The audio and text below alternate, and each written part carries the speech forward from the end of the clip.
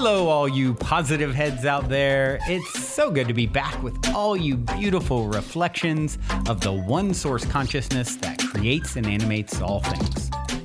If you're new to this podcast, of course, we're super happy to have you here. And if you've been listening and enjoying for a while, I would be super grateful if you would please take a moment to give us a review on Apple Podcasts. It's one of the best and simplest ways to pay it forward and help others find the show so that they too can tap into the powerful perspectives and positive vibrations we are collectively emanating. The other unique and magical way to share this show is by sending any friends you think would benefit from listening to this podcast our Game with the Universe link at positivehead.com/game. Also listed in the show notes, which will serve them up a quote-unquote random episode when they click it. Just instruct them before clicking the link to close their eyes for a moment and sincerely ask the universe to cue up the episode that contains the insight and perspectives that they most need to hear at this point in their life journey, and then click to listen to whatever episode is synchronistically served up to them. I have heard time and time again from people about the incredible results they received playing the game. So just tell your friends magical results are guaranteed or their karma back.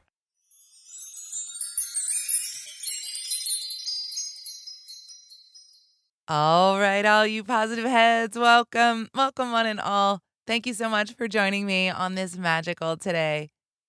I wanted to get into some animal totems today because this idea of animal spirit medicine or the animal synchronicities, the nature synchronicities that show up in our lives has been coming up a lot lately.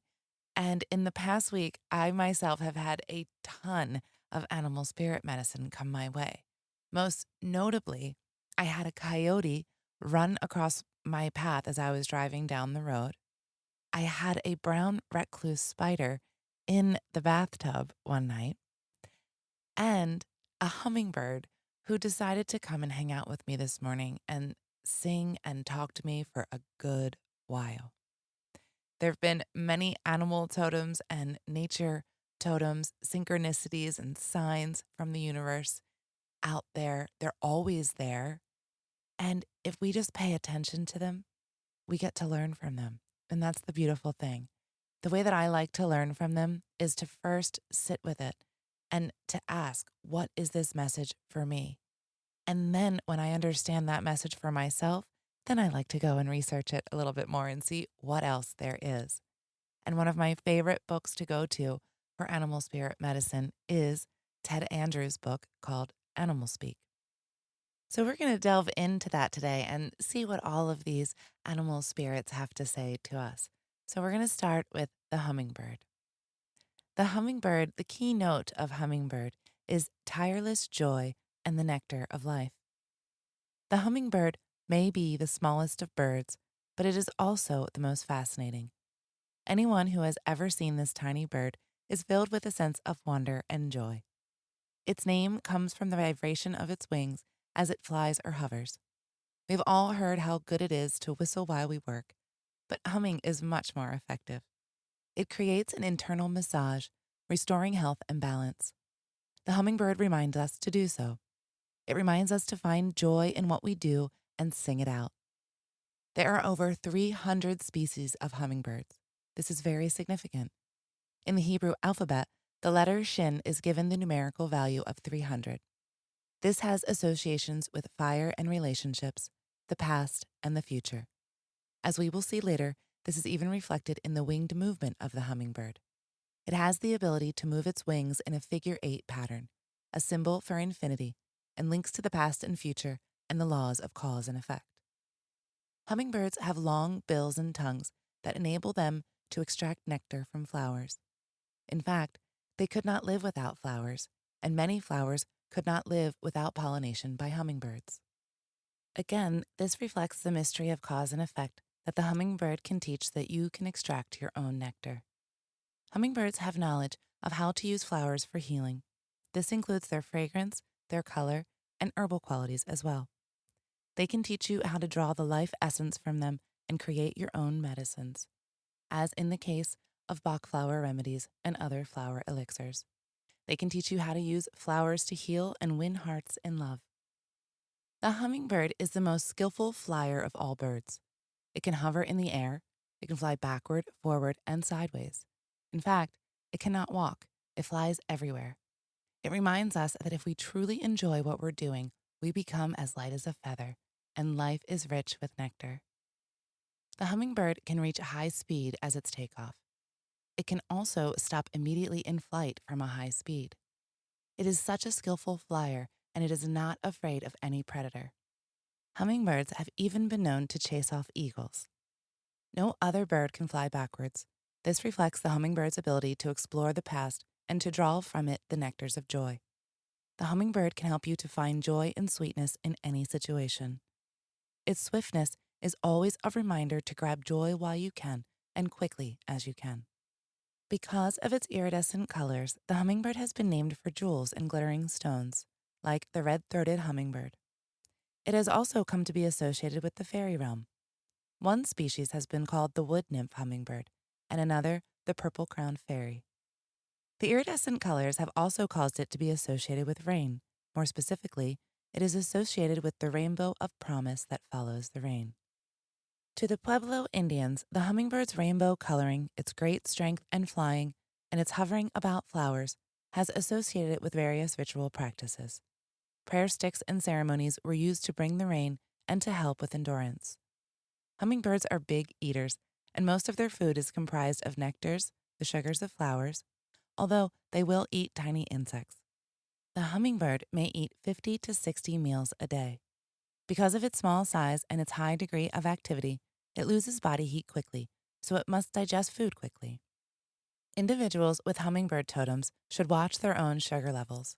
Are you getting too much or too little? Are you hypoglycemic or hyperglycemic? Are you not getting enough sweetness in your life? Are you not savoring the sweet things of life? Hummingbirds are very playful. Even when bathing, they bathe often, they play in the water. They also seem to fight with each other, although no one seems to get hurt. Now, scientists pretty much agree that these are only mock fights for exercise and fun. Hummingbirds are fiercely independent, except when mating. They like to be alone and free, seeming to revel in that freedom. During the mating ritual, the male does anything he can to gain the attention and affection of the female. If the female chooses to mate, she returns the attention. Otherwise, she just flies off. Mother hummingbirds are hard workers. This is necessary, for they receive no help from their mate. She will usually lay 2 eggs, again, very symbolic. 2 is the number of the inner self, the feminine to which we must give birth and expression to find our own joy. Hummingbirds are master architects. They build their homes with great care and design. Some are very intricate, but each is unique to itself. If the hummingbird has taken up residence in you, you may wish to redecorate. It may be telling you to do something to create joy in the home. Hummingbirds can also hibernate overnight. The body temperature will lower, its feathers will ruffle up as insulation, and it will assume a state of torpidity. It will appear to have died in its perch. This is done to prevent exhausting the energy supplies necessary for it to live, while allowing it to rest. For those with the hummingbird as a totem, it is important to get regular and deep sleep and rest. It will be necessary so that you do not burn yourself out. The ruby-throated hummingbird is a wonder of migration. Every winter, it makes an amazing journey. For several days, it will eat and eat, storing up food and energy in its tiny body. Then it will fly for days and days to get to a warm climate. Some have been known to make a journey of 2,500 miles or more from Alaska to Central America. Scientists still are unsure how it is able to store up enough energy to accomplish such a journey. But it does, and because of it, the hummingbird is a symbol for accomplishing that which seems impossible. It will teach you how to find the miracle of joyful living from your own life circumstances. And it just so happens that it is the ruby-throated hummingbird that I saw this morning, unless there's another red-throated hummingbird. I'm going to assume it was the ruby-throated one. But that was a beautiful description of hummingbird. And for myself, when I think of hummingbird, I think of all of its multi-dimensional aspects. and that, yes, anything is possible. The other thing I think with hummingbirds also come to me as a messenger from one of my deceased loved ones. Like today, it was my grandma, and her message was fairly similar to this hummingbird explanation here.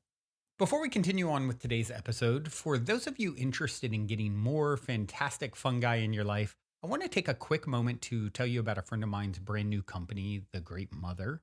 Recently, I have been drinking the Great Mother's superfood mushroom coffee alternative called Ritual, as well as regularly taking their awesome ally microdoses, and I am truly loving both. As you probably know, these days many of the world's highest achievers and performers swear by microdosing. The problem is it can still be difficult to get a hold of magic mushrooms. That's why when my friend reached out, who lives in an area and country where legalization is not a problem like it was in the past, and said he'd be willing to offer microdoses to my listeners, I wanted to pass the word along. Ally microdoses are 100% organic. And in addition to a small amount of the magic active ingredient, they also contain functional mushrooms like lion's mane, cordyceps, chaga, and other brain boosters like bacopa. Ally is essentially a full spectrum nootropic. And of course, the coffee alternative Ritual doesn't contain magic mushrooms, but it has an array of the best organic functional mushrooms in the world. And, with functional mushrooms, it's really important to get them from the highest integrity sources. And whereas some other highly popular mushroom coffee alternatives on the market only contain a few varieties of functional mushrooms in their actual ingredients, Ritual has 7. Not only does it contain more types, it also contains 3 to 4 times the amount that the big brands have in each serving, and it tastes amazing. I actually like to have it on its own as well as mixing it into my coffee sometimes as well. However, since this is definitely a unique offering, there are a few steps. First, just reach out and request to follow the private page, The Great Mother on Instagram. Once you've been accepted to follow, just message what you're interested in getting and someone will get back to you.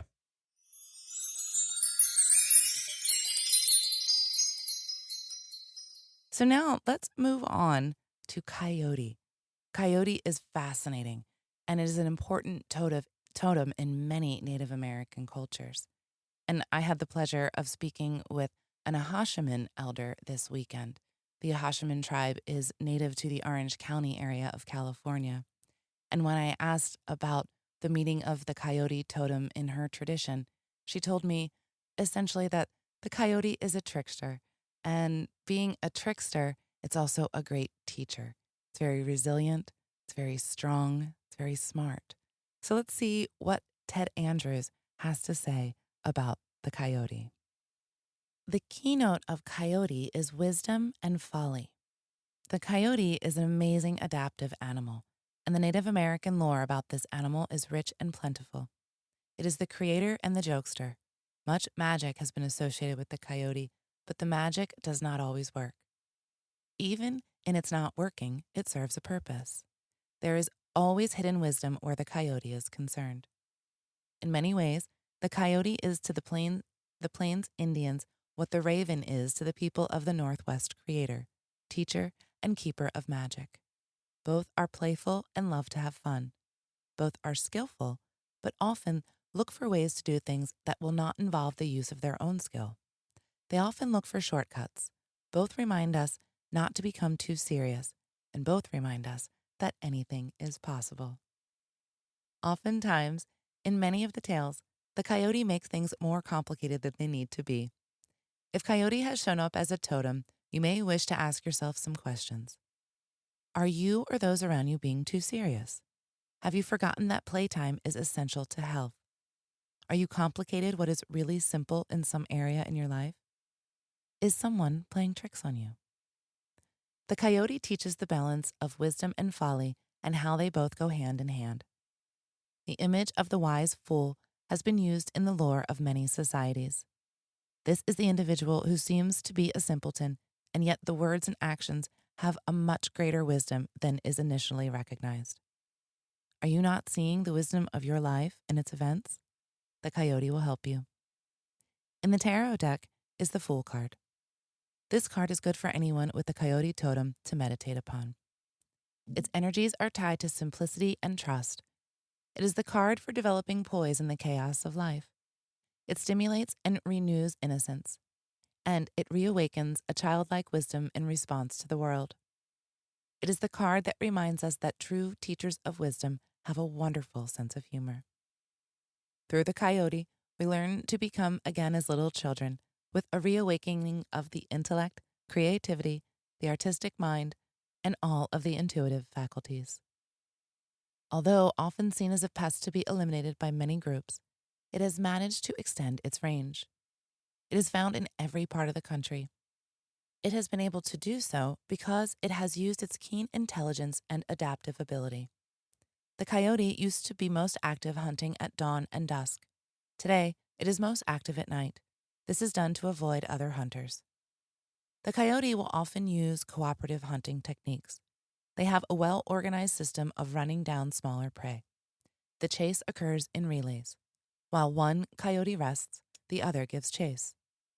This kind of cooperation hints at the energies that coyote can bring to your life, an ability to stimulate cooperation to accomplish important tasks in the most efficient manner. Sometimes the coyote has even teamed up with badgers, and they have hunted together, reflecting the coyote's ability to adapt to the situation. The howl is one of the coyote's most significant qualities. It is generally accepted to be primarily a social gesture. It can express loneliness, warn of danger, or call for assistance. It touches the soul of whoever hears, reminding us of our primal connections. A coyote's den can be located anywhere. They usually prefer the side of a hill near a water source. The coyote will often return to the same den for each litter, but they rarely use the den year-round. It is a place they work out of. This same kind of pattern is common among those who have a coyote as a totem. They are most effective when they work from a place, but do not limit themselves strictly to it. It hints of the need for mental stimulation, and those with this totem require a lot of it.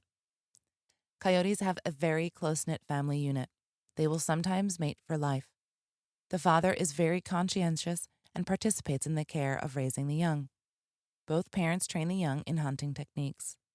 The male cares for the mate while she is pregnant, helping to protect and feed her. If something does happen to the mother, then the male takes over the care of the young. The coyote is one of the most fascinating animals, and it is not easily locked into any particular category.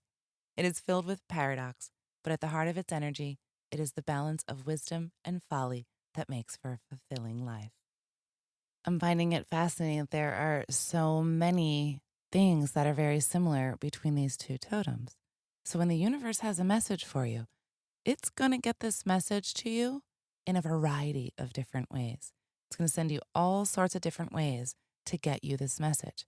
However it is that you're going to listen, your guides are trying to get your attention. And I see this very clearly here in all these different animal totems. Very clearly trying to get my attention and all of the synchronicities between the meanings of all of these totems. Let's move on to spider. The keynote of spider is creativity and the weaving of fate. The spider has shown up in myth and lore throughout the world. Usually, its symbolism has been very similar whenever it is used. In India, it is associated with Maya, the weaver of illusion. It has had connections to the fates in Greek mythology and the gnomes in Scandinavian lore, women who would weave, measure, and cut the threads of life. To the Native Americans, spider is grandmother, the link to the past and future. Unlike insects, spiders have a 2-section body instead of 3, often giving them a figure 8 kind of appearance. This, in conjunction with its 8 legs, unlike an insect's 6, links it to all the mysticism associated with life, flowing from one circle to the next. The difficulty is learning to walk those circles or even hold your position within the middle between the two. Spider teaches you to maintain a balance between past and future, physical and spiritual, male and female. Spider teaches you that everything you do now is weaving what you will encounter in the future. In the tarot deck is a card, the Wheel of Fortune. This is a card that has to do with rhythms, the rise and fall, the flow and the flux. It is linked to the energies of honor and fame and the sensitivities necessary to place ourselves within the rhythm of nature. Meditation upon this card will be beneficial for anyone with the spider as a totem. The spider awakens creative sensibilities. It weaves a web of intricate and subtle fabric, as if to remind us that the past always subtly influences the present and future. Often, the web will take a spiral shape, the traditional form of creativity and development. The spider found within the web reminds us that we are the center of our own world. The ancient mystery schools had one precept inscribed above their portals: Know thyself, and thou shalt know the universe. Spider reminds us that the world is woven around us. We are the keepers of the writers of our own destiny, weaving it like a web by our thoughts, feelings, and actions. The spider, because of its characteristics, has come to be associated by mystics and in mythology with three prominent expressions of magic. The first is the magic and energy of creation. It is a symbol of creative power, reflected in its ability to spin a silken web. It is also associated with assertiveness of that creative force, of keeping the feminine energies of creation alive and strong. As it will be discussed further, this has ties to the characteristics of some spiders. Example, the black widow, which will kill and eat the male after mating has exhausted it. The third predominant magic of the spider is associated with its spiral energy, the links with the past and the future. The spiral of the web, converging at a central point, is something to be meditated upon by those with this totem. Are you moving towards a central goal, or are you scattered and going in multiple directions? Is everything staying focused? Are you becoming too involved and or self-absorbed? Are you focusing on others' accomplishments and not on your own? Are you developing resentment because of it, for yourself or for them? Spider is the guardian of the ancient languages and alphabets. Every society has had myths about how the different languages and alphabets were formed. The Chinese alphabet is attributed to Sang Qian, the god with the dragon face and 4 eyes. He formed it from the patterns of the stars, the marks on the back of the turtle, and the footprints of birds in the sand. The Norse god Odin created the runic alphabet after hanging upon the great tree of life for 9 days and nights. After this time, the twigs fell off and spelled out certain formulas and words. To many, there was an alphabet even more primordial. It was formed by the geometric patterns and angles found within the spider's web. To many, this was the first true alphabet. This is why spider is considered the teacher of language and the magic of writing. Those who weave magic with the written word probably have a spider totem. The spider has long been associated with death and rebirth. Part of this may have to do with the fact that some female spiders will kill and eat the mate after mating. This is often found in the insect world, the praying mantis being another such example. Because it is constantly building and weaving new webs, it has also been a lunar symbol, with ties to the waxing and waning of the moon. For those with this totem, this pattern is a reminder to maintain balance and polarity in all aspects of life. Spider teaches that through polarity and balance, creativity is stimulated. Books, movies, and television have had a tendency to promote fear of spiders in the general public. Most spiders are poisonous. This is how they kill or stun their prey. They serve a vital function in controlling insect populations. The black widow probably has received the worst reputation, undeservedly. It is found all over the United States. It is jet black, but it has a red hourglass-shaped marking on its belly. It is a poisonous spider, but it is not as fatal to humans as many assume. It is actually a very timid spider, and it is usually as much or more afraid of humans than they are of it. Tarantulas are another common big spider that people are familiar with. The tarantella, a folk dance of southern Italy, was named after the tarantula. They believed incorrectly that its bite caused convulsive movements in humans. The dance with its circular direction and quick foot movements was named for it. The tarantula is one of the largest spiders, and it is hairy. Its mouth is underneath its body. Its bite is poisonous, as with most spiders, but it would not affect the average human any more than a bee sting. Tarantulas do spin a thread, but they do not weave a web. They dig a burrow or a hole in the sand and hide in the bottom of it. As soon as they feel something walking around in the opening, they will jump up, grab it, and pull it back in. That is how they catch their food. Most spiders are actually very, very delicate. If you were holding a tarantula and dropped it, it would break and die. Spiders are a combination of gentleness and strength, and they have learned to combine both for successful survival. This is an important lesson for those with this totem. As delicate as they are, spiders are also very agile.